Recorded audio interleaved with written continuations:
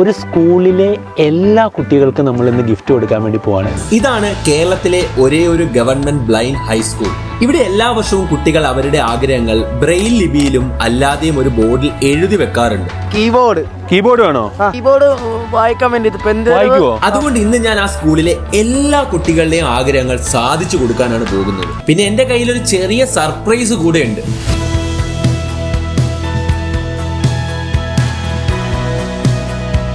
എന്റെ കയ്യിൽ ഒരു പപ്പി ഉണ്ടെന്ന് അറിഞ്ഞപ്പോ കുട്ടികൾ ഡബിൾ ഹാപ്പി. എടുത്തോടാ, എടുത്തോ, പിടിച്ചോ.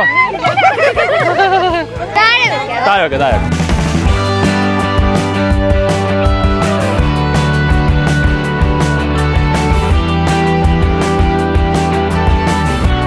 പിന്നെ അവന്റെ പിറകെ ഓട്ടവും കളിയും ഒക്കെ ആയിട്ട് മൊത്തത്തിൽ കളറായി.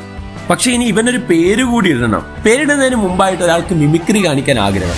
ആദ്യമായി ഞാൻ ഇവിടെ കേൾപ്പിച്ചാൻ പോകുന്നത് പൂച്ച.